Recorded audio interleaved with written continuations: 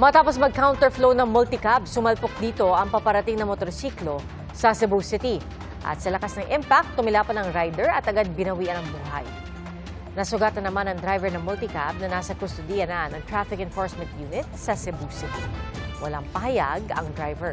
Pero ayon sa anak ng biktima, humingi ng tawad ang driver at nangakong magbibigay ng tulong sa pagpapalibing sa ama. Mahaharap ang driver sa reklamong reckless imprudence resulting in homicide and damage to property. Sinalakay ng mga pulis ang isang opisina sa Antipolo City, Rizal na sangkot umano sa illegal investment scheme at nambibiktima ng mga dayuhan. Ayon sa PNP Anti-Cybercrime Group, naabutan nila doon ang 70 empleyado at isang menor de edad. Wala silang pahayag at sinusuri na ang mga naiwang computer para makakalap ng ebidensya. Noong nakaraang taon pa raw, isinailalim sa surveillance ang nasabing opisina kasunod ng reklamo ng isang Australian national.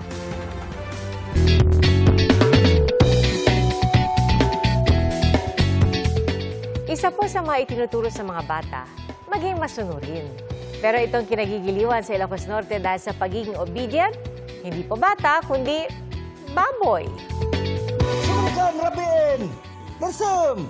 Kadalugan! Yan po si Makku na dali-daling umuwi sa kanilang bahay nang iutos ito ng kanyang among si June. At tila lahat daw ng sabihin ni June ay pinapakinggan at sinusunod ni Makku, lalo na kapag oras na ng pagkain.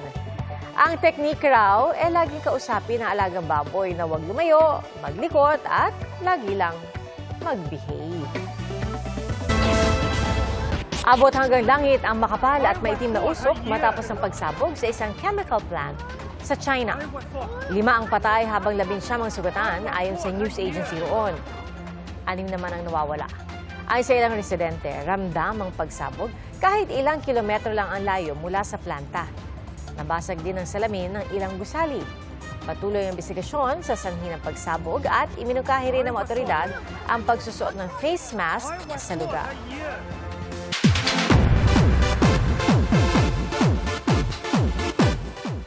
Ramdam na ramdam ni Andrea Torres ang pagmamahal ng kanyang fans.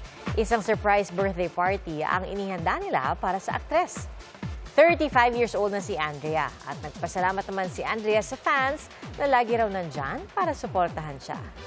Malapit nang mapanood si Andrea sa seryeng Akusada sa GMA Afternoon Prime. What happened, baby? Why are you crying, baby? Yan po ang tanong ng inang si Sandy sa kanyang baby boy na si Light. Pero meron palang twist ang pag-iyak. Why are you crying? Why are you crying? Why are you crying? Why? Ayun naman pala, it's a prank! Ang kwento ni Mommy Sandy, hindi likas na iyakin ang 2 taong gulang na si Baby Light.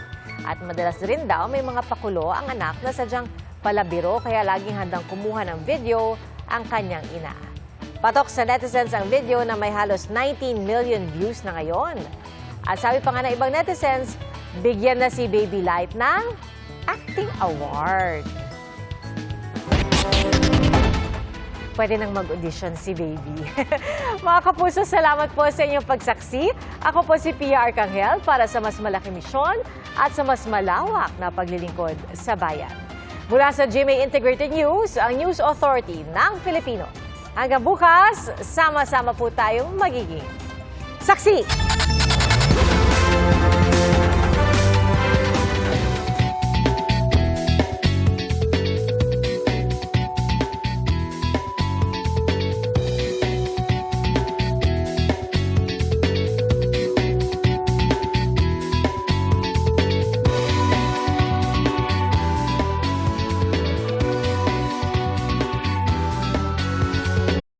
Mga kapuso, maging una sa saksi. Mag-subscribe sa GMA Integrated News sa YouTube para sa iba't ibang balita.